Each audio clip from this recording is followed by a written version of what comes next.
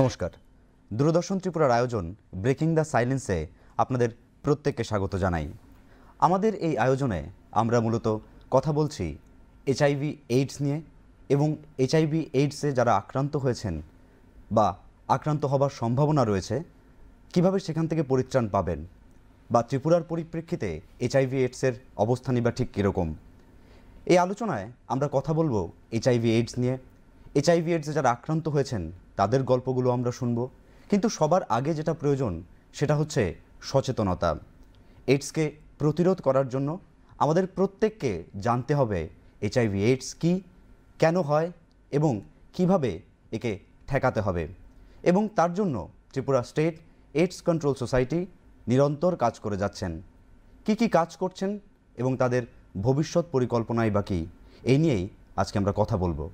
কথা বলার জন্য আমাদের মাঝে আছেন Shri Subhrajit Bhattacharya, joint director IAC টি6।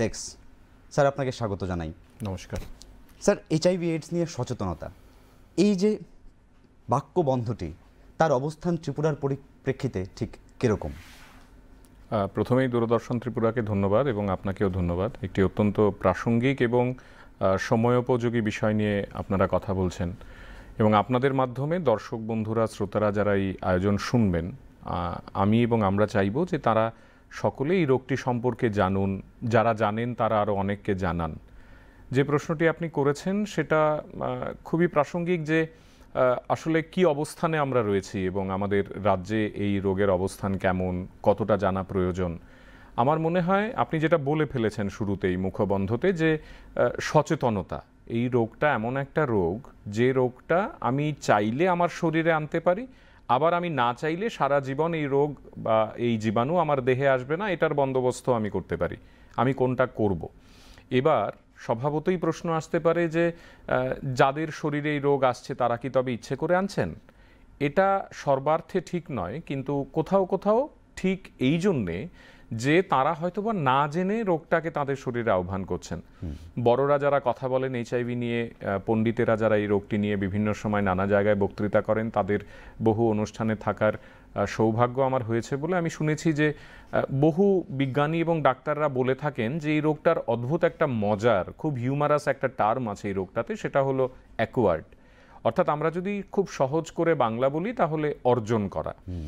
তার মানে অ্যাকোয়ার্ড ইমিউনো ডেফিসিয়েন্সি সিনড্রোম, এই যে শরীরের মধ্যে প্রতিরোধ ক্ষমতা কমে যাওয়ার বিষয়টিকে আমি অর্জন করছি।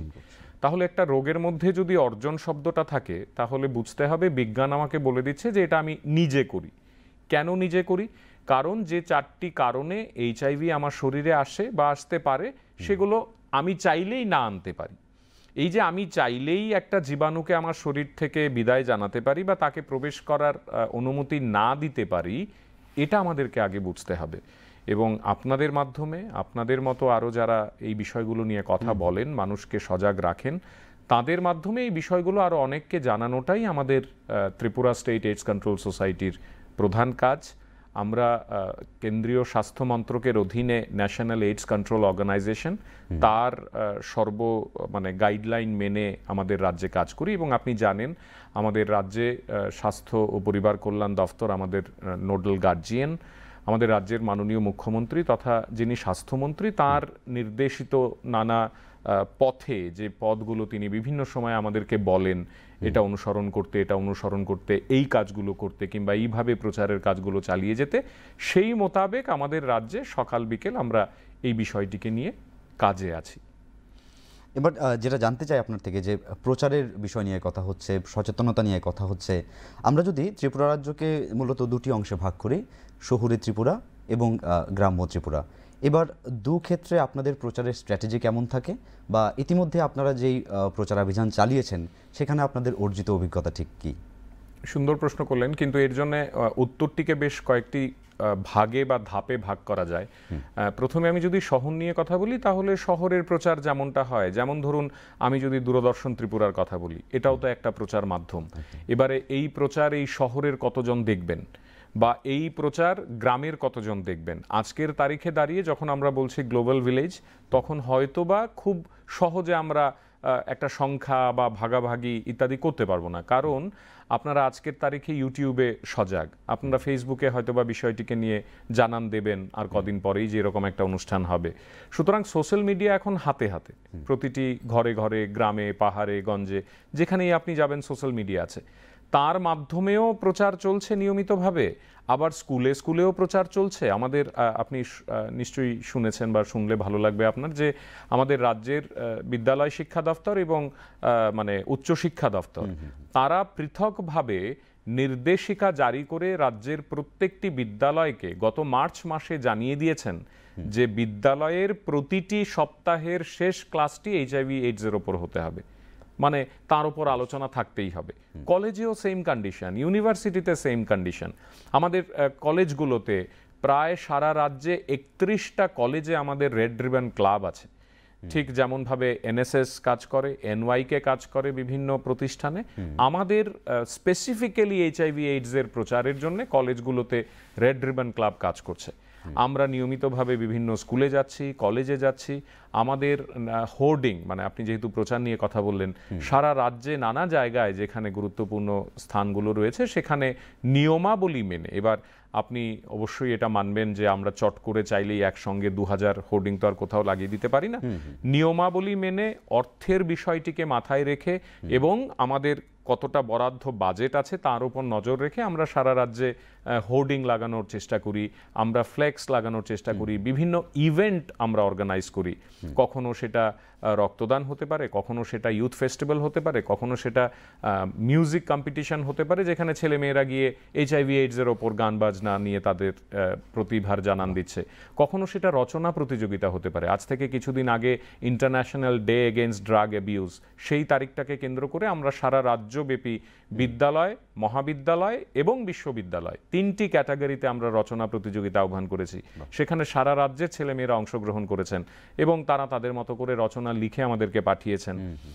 এইভাবে এক একটা জায়গাকে ধরে ধরে, আমি যদি এখন বলি যে ডাক্তারদের ওয়ার্কশপ, আমরা প্রতিটা জেলায় জেলায় গিয়ে HIV অ্যাক্ট, মানে আইন যেটা বেরিয়েছে HIV-কে কেন্দ্র করে 2017 সালে যে আইন মোতাবেক হয়েছে, সেটা বোঝানোর জন্য প্রতিটা জেলার ডাক্তারবাবুদের একসঙ্গে করে তাদেরকে বলছি যে তাদের হেলথ ইনস্টিটিউশনগুলোতে আসলে কি হতে হবে, যদি কেউ আক্রান্ত হয় তাহলে কোন গাইডলাইনগুলো মানতে হবে, কি করা যাবে কি করা যাবে না। আমরা রাজ্যের প্রত্যেকটি জেলায় জেলায় গিয়ে, শুধুমাত্র শহর না, প্রতিটি জেলায় গিয়ে আমরা বিদ্যালয়ের মানে প্রধান শিক্ষক শিক্ষিকাদের একটা জায়গায় নিয়ে এসে বলছি যে আপনাদের ছেলে মেয়েদের আপনারা সচেতন করুন, সজাগ করুন। অর্থাৎ আমি যেটা বলতে চাইছি, একেবারে হোলিস্টিক অ্যাপ্রোচ, 360 ডিগ্রি মানে কমিউনিকেশন মেথডটিকে মাথায় রেখে আমরা কখনো FM চ্যানেল, কখনো দূরদর্শন, কখনো আমাদের লোকাল চ্যানেলগুলো, কখনো পত্রপত্রিকা, কখনো বিজ্ঞাপন, কখনো দেওয়াল লিখন, কখনো ফ্লেক্স, কখনো হোর্ডিং, প্রতিটি জায়গা যেখানে যেখানে হতে পারে আমাদের প্রচারের কাজ, সেখানেই আমরা কাজ করার চেষ্টা করছি। শুধু তাই নয়, এমনটাও হয় যে আমরা খেলার মাঠে হাজির হয়ে যাই, আমরা সেখানে গিয়ে খেলার মাঝখানে HIV/AIDS নিয়ে একটু কথা বলি। এমনটাও হয় যে আমাদের রাজ্যে যে NGO-গুলো টার্গেটেড ইন্টারভেনশন প্রজেক্টে যারা কাজ করছেন, তারা সারা রাজ্যের বিভিন্ন উঠান সভা, মানে সেখানে এসে গ্রামের আশেপাশের মায়েদের, মহিলাদের, বোনেদের কিংবা বাবাদের, প্রধানত তাদের ছেলে মেয়েদেরকে বোঝানোর জন্য একসঙ্গে করে আমরা সেখানে অ্যাওয়ারনেস ক্যাম্পেইন করছি। আমরা ড্রপ আউট যারা, আমরা ট্রাক ড্রাইভার যারা, যারা গাড়ি চালক, যারা বিভিন্ন পেশায় কাজ করেন, তাদেরকে সেগমেন্ট ওয়াইজ ধরে ধরে তাদের কাছে পৌঁছানোর চেষ্টা করছি। আজকে আমি যখন এই স্টুডিওতে আসি, আজকেই সকালবেলা আমার কাছে বেশ কয়েকটি ইঞ্জিনিয়ারিং কলেজের ছেলেমেয়েরা তারা এসছেন এবং তাদের উদ্বেগ হলো যে আমরা আমাদের কলেজগুলোতে এখন ড্রাগের ব্যবহার হচ্ছে, আমরা শুনছি নানাভাবে নানা জায়গায়, তো আমাদের কলেজগুলোতে আমরা সেন্সিটাইজ করতে চাই আমাদের বন্ধুদের, আমাদের জুনিয়রদের বা আমাদের সিনিয়রদের, আমরা কি করব। এই যে ছেলে মেয়েদের অ্যাক্টিভ পার্টিসিপেশন বা তারা সবাই মিলে এখন এই বিষয়টিকে নিয়ে এগিয়ে চলেছে, আমরা প্রত্যেকটা কর্নারকে অ্যাড্রেস করতে চাইছি। আমি যদি আজকে এখানে বসে বলি যে আমরা প্রত্যেকটা কর্নারকে অ্যাড্রেস করেছি এটা হয়তোবা অর্ধ সত্য হবে, কিন্তু পূর্ণ সত্য এটাই হবে যে আমাদের প্রয়াস জারি আছে প্রতিটি কর্নারকে ছোঁয়ার জন্য, এবং নানাভাবে নানা মহল, নানা ক্লাব, নানা প্রতিষ্ঠান, নানা সাংস্কৃতিক প্রতিষ্ঠান এমন রয়েছে যারা আমাদের সঙ্গে মিলেমিশে কাজ করছেন। তারা তাদের অনুষ্ঠানে আমাদের ভিডিও দেখাচ্ছেন, আমাদের রোগটি নিয়ে কথা বলছেন, ড্রাগ নিয়ে কথা বলছেন, এইচআইভি নিয়ে কথা বলছেন, এইডস আক্রান্তদের অবহেলা না করার কথা বলছেন। সার্বিকভাবে আমার মনে হয় যে it's a total composition of publicity আর কি। একদম, অর্থাৎ আপনাদের প্রচারের নিরিখে যদি বলা যায়, আপনাদের প্রচেষ্টার নিরিখে যদি বলা যায়, আপনারা আপনাদের তরফ থেকে সর্বাত্মক চেষ্টা করছেন এবং তার সাফল্য আমরা প্রত্যেকেই কামনা করি। এবার এই প্রচার করতে গিয়ে আপনাদের নিশ্চয়ই কোথাও না কোথাও যদি ত্রিপুরার আর্থসামাজিক প্রেক্ষাপটে এই জিনিসটার সম্মুখীন হতে হয়েছে যে এক ধরনের জড়তা, এক ধরনের নীরবতা কোথাও না কোথাও আছে। যেই বিষয়টা নিয়ে আপনারা কথা বলতে চান, যেই বিষয়টা নিয়ে আপনারা পৌঁছতে চান সাধারণ মানুষের দরবারে, সেই সাধারণ মানুষ হয়তো 5 জনের সামনে সেই বিষয়টা নিয়ে কথা বলতে চাইছেন না। এই বিষয়টা তখন আপনারা কিভাবে সমাধান করেন? ওই যে আপনারাই তো তার উত্তর দিলেন, আপনারা এই অনুষ্ঠানের নামকরণ করেছেন ব্রেকিং দি সাইলেন্স। কেন করলেন? দূরদর্শন কেন্দ্র যখন একটি অনুষ্ঠানের নামকরণ করে, তার পেছনে তো মেধা কাজ করে, মনন কাজ করে, বোধ কাজ করে, এবং এই যে নামকরণটি, সেখানে আপনারা বলছেন যে ব্রেক করতে হবে, তাই তো বাংলা মানে যে নীরবতাকে ভাঙতে হবে। আপনিও ঠিক ওই একই সূত্রে প্রশ্ন করলেন, এবং আমরাও প্রতিদিন তাই বলছি যে know AIDS for no AIDS, এই যে দুটো নো এর ফারাক আমাদের বুঝতে হবে, একটা KNOW, একটা NO, একটা জানলে তোমার আরেকটা হবে না। এই যে নো এবং নো এর মধ্যে ফারাক, এটা আমরা প্রতিদিন বলার চেষ্টা করছি, কিন্তু আমরা কতজনকে বলবো, বা একটা দফতর কতজনকে বলতে পারবে? 45 লক্ষ 47 লক্ষ মানুষের মধ্যে আপনি যদি একটা ছোট দফতরের কথা ভাবেন, আপনি কতজনের কাছে পৌঁছতে পারবেন? আপনি ততজনের কাছেই পৌঁছতে পারবেন যারা আসলে আপনার এই ভাবনাটিকে নিতে চায়। এবার যারা নিচ্ছেন তারা, আমরা যেটা সবসময় বলি যে এই রোগের বার্তাটি হলো আমাদের ব্যাটনের মতো, ঠিক যেমন রিলে রেসে আমরা দেখি যে একটি ব্যাটন থাকে, ওই ব্যাটনটা কেউ না কেউ পাস করে অন্য কারোর হাতে। এখানেও তাই, আমি যা বলছি, আপনি যা বলছেন, আমরা দুজন কথা বললাম, কিন্তু এই কথাগুলো যাদের কাছে পৌঁছলো, তারা যদি এই কথাগুলো অন্য আর কাউকে না বলেন, তাদের ছেলে মেয়েদের না বোঝান, তাদের আত্মীয় স্বজনের ছেলে মেয়েদের না বোঝান, কিংবা তাদের বন্ধুদের না বলেন, বা তাদের বান্ধবীদের না বলেন, তাদের প্রেমিকা বা স্ত্রীকে না বলেন, তাদের স্বামী বা হবু মানে বরকে না বলেন, তাহলে কি লাভ হবে? আমাদের মূল কথা হলো যে আমরা কথা বলবো, বেশি বেশি করে বলবো। কেন বলবো না? আমরা আজকের তারিখে দাঁড়িয়ে যৌনতা নিয়ে কথা বলতে ভয় পাই, এখনো আমাদের মধ্যে কন্ডম শব্দটি ব্যবহার করতে জড়তা কাজ করে, এখনো আমাদের মধ্যে, ধরুন একটা দোকানে আপনি গেলেন, ওষুধের দোকানে, সেখানে গিয়ে আপনি কন্ডম চাইবেন, পাশে লোক থাকলে আপনার লজ্জা বোধ হয়। কিন্তু স্বাস্থ্যজনিত এই সামান্য বিষয়টিকে আমরা কবে নিজেরা মেনে নেব? যত তাড়াতাড়ি মেনে নেব, ডাক্তারবাবুরা তাই বলেন আমাদেরকে নিয়মিতভাবে যে কি প্রবলেম।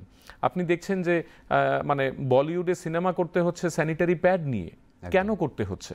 কারণ এখনো তো একটি মেয়ে ক্লাসরুমে দাঁড়িয়ে সে তার শিক্ষক বা শিক্ষিকাকে হয়তোবা বলতে পারেন না যে আমার তো আজকে পিরিয়ড হয়েছে, আমাকে এক্ষুনি শরীর মানে কষ্ট হচ্ছে, আমি বাড়ি চলে যেতে চাই। এই লাইনটা বলতে গেলে তাকে অনেকক্ষণ অপেক্ষা করতে হয়।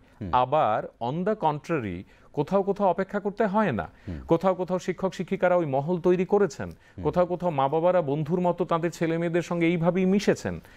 এই যে বিষয়টি, ছেলে মেয়েরা, বন্ধুরা, বান্ধবীরা, আমরা স্কুলে, ক্লাসে, কলেজে কিভাবে মিশবো, কোন কোন বিষয়গুলো নিয়ে কথা বলবো, বিয়ের আগে আমি ছেলের বাড়ি বা মেয়ের বাড়িকে কি বলবো, আমি কি, সে কি চাকরি করে এটা জানা যেমন দরকার, সে কত টাকা রোজগার করে এটা জানাও প্রয়োজন, তার বাড়িতে কারা কারা আছে এটা জানা খুব দরকার, তার নিজের বাড়ি কিনা না ভাড়া থাকেন এটা আমরা জানবো, কিন্তু তার শরীরে এইচআইভি আছে কিনা সেটা কি জানবো না?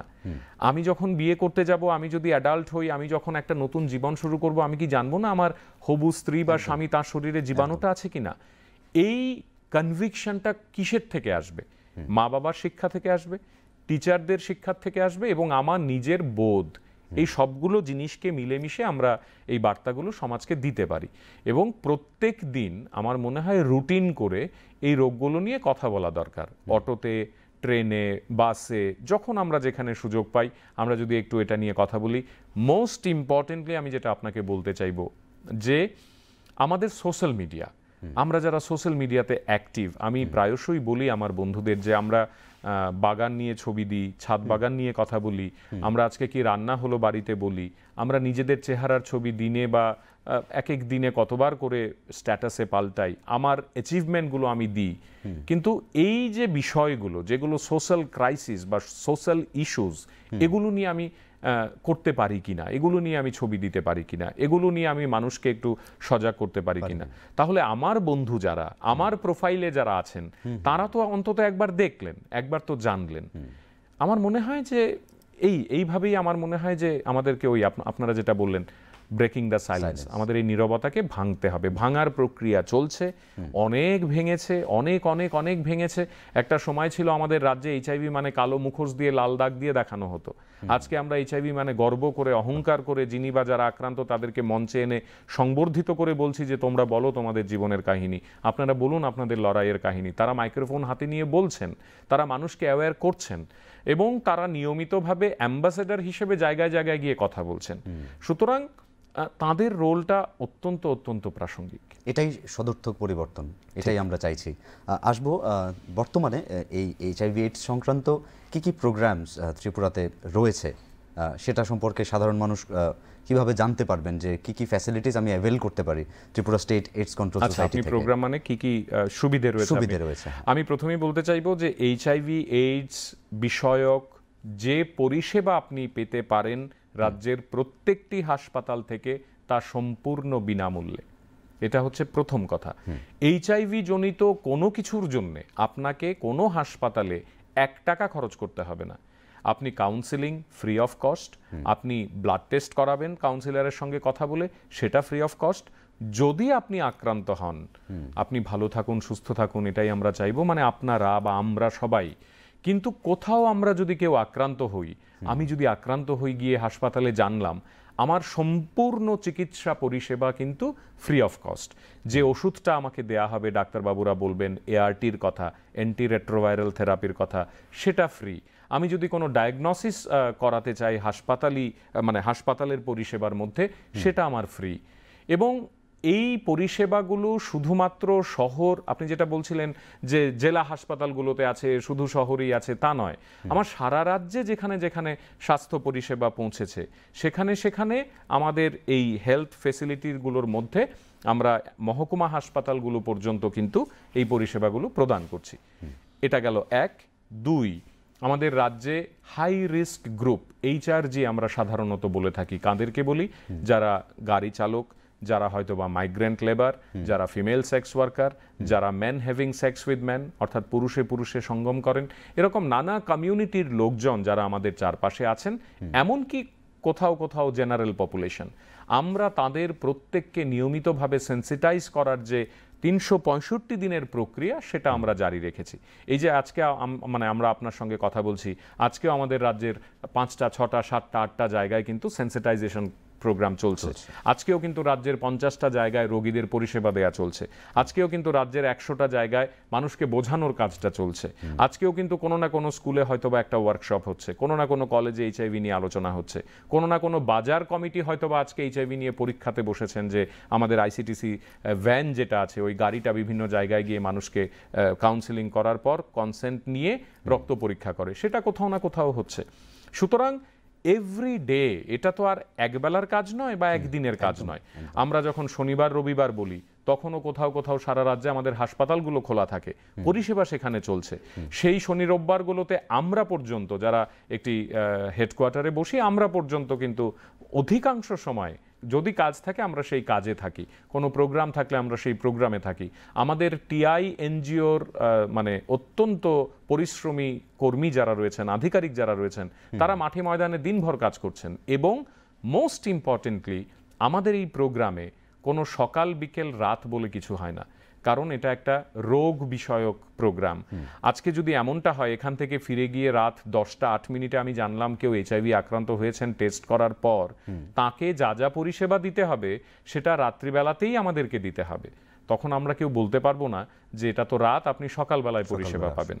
কি পরিষেবা দরকার, কি প্রেক্ষিতে দরকার, কতটা দরকার, সেটা সময়ের ওপর নির্ভর করবে। অবভিয়াসলি তিনি যদি এআরটি ওষুধ নিতে চান, সেটা সকালবেলাতেই করতে হবে। কিন্তু রাত্রিবেলায় শনাক্ত হওয়ার পর তাকে যদি বিশেষ কোনো পরিষেবা দিতে হয় বলে ডাক্তাররা মনে করেন, তার জন্য আমার দল, আমাদের দল, আমরা সবাই সদা প্রস্তুত। এই বার্তাটাও আমি আপনাদের মাধ্যমে দিতে চাই যে এইচআইভি এইডস কোনো নির্দিষ্ট একটা সময়সীমা 9টা 5টা বা 10টা 5টা পর্যন্ত অফিস হয়, তারপরে তো আর হবে না, এই বিষয়টাও কিন্তু নেই। আমাদের মাননীয় মুখ্যমন্ত্রী মহাশয় তিনি প্রতিনিয়ত যে বার্তাটি আমাদের দিচ্ছেন যে আমাদের পরিষেবা 24/7, আমাদের পরিষেবা 365 ডেজ, পরিষেবার জায়গায়, পাবলিসিটির জায়গায় এবং মানুষকে বিষয়গুলো নিয়ে কথা বলার জায়গায় আমরা অলওয়েজ ওপেন। আমার মনে হয় যে এটা সবাই মিলে আমাদেরকে এই জায়গাটায় সহযোগিতা করতে হবে। একদম। মান্যবর, আরেকটা জিনিস আপনার থেকে জানতে চাই, বিগত বেশ কিছুদিন ধরে আমাদের সোশ্যাল মিডিয়ায় একটি জিনিস খুব ভাইরাল হচ্ছে, খুব চর্চায় এসছে যে বেশ কিছু স্কুল, কলেজ এবং ইউনিভার্সিটি পড়ুয়া যুবক এইচআইভি এইডসে আক্রান্ত এবং বিভিন্ন জায়গায় বিভিন্ন পরিসংখ্যান দিয়ে সেটা কোথাও সেটা ফেক, কোথাও সেটা অতিরঞ্জিত, তো এবং তার একটাই কারণ, সেটা হচ্ছে ড্রাগ অ্যাবিউজ। তো এই বিষয়টাতে আসতে চাই, এর উপর যদি আপনি একটু আলোকপাত করেন, এইচআইভি এইডস এবং ড্রাগ অ্যাবিউজ। আপনি কোনটা চাইছেন, মানে দুটো বিষয়ের যে তথ্য এবং পরিসংখ্যান নিয়ে আগে একটু বলি। সেটা রাজ্যের মাননীয় মুখ্যমন্ত্রী মহাশয় তিনি স্পষ্টীকরণ দিয়েছেন, তিনি রিজয়েন্ডার দিয়েছেন। আমরা প্রত্যেকটি জাতীয় পত্রপত্রিকা যেখানে খবর প্রকাশিত হয়েছে বা যে যে সংশ্লিষ্ট জায়গায় প্রকাশিত হয়েছে সেখানে দফতরের তরফ থেকে রিজয়েন্ডার দেওয়া হয়েছে। বিষয়টি আসলে কি, সত্যটা আসলে কি, অর্ধ সত্য প্রকাশিত হয়েছিল কোনো কোনো জায়গায়, সেই জায়গাটায় বোঝানো হয়েছে, আমরা বোঝানোর চেষ্টা করেছি। আমাদের project director doctor Samarpita Dutta মহোদয়া তিনি গিয়ে সাংবাদিক সম্মেলন করে বলেছেন, সাংবাদিকদের মুখোমুখি হয়ে যেটা খবরটা এসছে সেটা ছিল যে সারা রাজ্যে 47 জন মারা গেছে এইচআইভি এইডসে, 828 জন ছাত্রছাত্রী আক্রান্ত, এইটুকু ছিল খবরটা। অশ্বত্থমাহত ইতিগজর মতো একটি বিষয়, যেখানে আমরা বলিনি কবে থেকে কবের মধ্যে, সেটা মানুষের মধ্যে একটা কনফিউশন ক্রিয়েট করেছে বা মানুষ একটু বিভ্রান্ত হয়েছেন। কিন্তু আমরা বারবার বলেছি যে 2007 সাল থেকে 2024 সাল এবং মে মাস পর্যন্ত এই ডেটা, অর্থাৎ গত প্রায় 18 বছরে আমাদের রাজ্যে 47 জন ছাত্রছাত্রী তারা প্রয়াত হয়েছেন। এটা অত্যন্ত দুঃখের, এটা অত্যন্ত বেদনারও বটে। কোভিডের সময় আমরা দেখেছি এই 47-এর মধ্যে অধিকাংশ মৃত্যু ছিল কোভিডের সময়টাতে। এবার স্বভাবতই প্রশ্ন আসে যে এই সংখ্যাটা কি খুব কম বলছেন আপনি? কে বলবে? একটা মৃত্যুও তো বেশি। কে চায় যে একটা রোগে কেউ মারা যান, যে রোগটা আমরা আটকাতে পারি বা পারতাম? কিন্তু যখন রোগ ধরা পড়েছে, যখন রোগ হয়েছে, আমরা যারা এই প্রোগ্রামে কাজ করি, জাতীয় স্তরে যে গাইডলাইন সেখানে বলা হয় এইডস রিলেটেড ডেথ। আমরা কোথাও বলি না যে এইচআইভিতে মারা গেছে। এটা ভুল একটা ধারণা আমরা নিয়ে যাব যদি এই বিষয়টা বলি, কারণ ওই মানুষটি তো বাইক অ্যাক্সিডেন্টে মারা যেতে পারেন, কিন্তু তিনি যখন মারা যাবেন তার পরিসংখ্যানে, তার রেজিস্টারে আমাকে দেখাতে হবে যে এইচআইভির ওই মানুষটা এই বছর মারা গেছেন। অর্থাৎ এটা AIDS related death, it is not এইচআইভির জন্য তিনি মারা গেছেন। তার মৃত্যু হার্ট অ্যাটাকে হতে পারে, তার মৃত্যু আরো 5টি অন্য কারণে হতে পারে, তার লিভার থেকে শুরু করে কিডনি থেকে শুরু করে আরো নানা ব্যারামে তিনি মৃত্যুবরণ করতে পারেন। আমি আবারও বলছি, প্রতিটি মৃত্যু দুঃখের। আমরা মৃত্যুর সংখ্যা দিয়ে বা তার সুনির্দিষ্ট সময়সীমা উল্লেখ না করে ভয় ছড়াবো না, সেটা গুরুত্বপূর্ণ।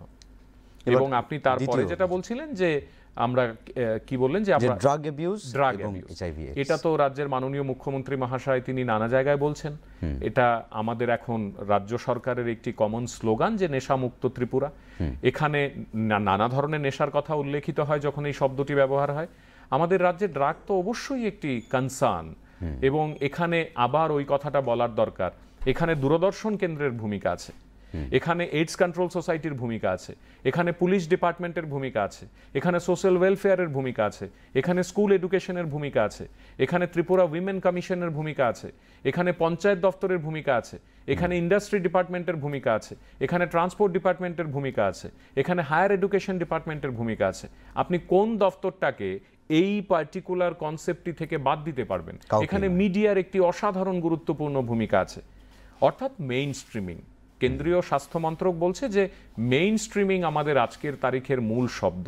আমরা যদি সম্মিলিতভাবে এই রোগটাকে প্রতিরোধ করার মানে প্রতিজ্ঞায় না নামি, আমরা যদি মনে করি এটা তো স্বাস্থ্য দপ্তর করবে, স্বাস্থ্য দপ্তর মনে করবে ড্রাগ তো আমার না, ড্রাগ তো পুলিশ দেখবে, পুলিশ হয়তোবা মনে করবেন এটা তো পার্টিকুলারলি ওই পার্টিকুলার সেগমেন্টটা দেখবেন। সুতরাং আমরা যদি একে অপরের ঘাড়ে বিষয়গুলো ফেলি তাহলে চলবে না। আমাদের প্রত্যেককে সমানভাবে ওই দায়িত্বটুকু এক এক করে ভাগ করে নিতে হবে। যদি 100 জন হয় তাহলে এক এক করে 100 জন মিলে আমরা মনে করব এটা আমাদের দায়িত্ব। কারণ আমাদের রাজ্যেরই তো ছেলে মেয়ে তারা, একদম। আমাদের ঘরেরই তো ছেলে মেয়ে। আজকে না মানে ঈশ্বর করুন আগামীকালকে আমার পরিবারের কেউ যে এই ড্রাগ অ্যাবিউজে যাবে না, কেউ যে সিরিঞ্জ দিয়ে শিরাপথে মাদক নেবে না, তার গ্যারান্টি আমাকে কে দিয়েছে? আমার ভাই, আমার বোন, আমার দিদির ছেলেটা, আমার মানে ছোট ভাইয়ের মেয়েটা, তাদের প্রত্যেককে সেফ অ্যান্ড সিকিউর রাখার দায়িত্ব আমার। এইটুকুতেই তো শেষ নয়, তাদেরকে সেফ রাখার পর আরও যারা রয়েছেন আমার আশেপাশে যারা, তাদেরকে সেফ রাখার দায়িত্ব আমার। একদম। অসংখ্য ধন্যবাদ সুরজিৎ বাবু আমাদের সঙ্গে আলোচনায় অংশগ্রহণ করার জন্য। ধন্যবাদ, আপনারা সুযোগ দিলেন। দর্শক বন্ধুরা, আমরা আজকের আয়োজনে কথা বলছিলাম এইচআইভি এইডস সংক্রান্ত যে প্রচারাভিযান রয়েছে ত্রিপুরা স্টেট এইডস কন্ট্রোল সোসাইটির তরফ থেকে, তার পর্যায় ঠিক কোথায় রয়েছে, কোন অবস্থানে রয়েছি আমরা, এবং আমাদের আলোচনা প্রসঙ্গে উঠে এসছে যে এই রোগটিকে আমরা চাইলেই প্রতিরোধ করতে পারি এবং তার জন্য আমাদের প্রয়োজন সচেতনতা, এবং দপ্তর এবং Tripura state AIDS control society তার জন্য নিরন্তর প্রয়াস চালিয়ে যাচ্ছে।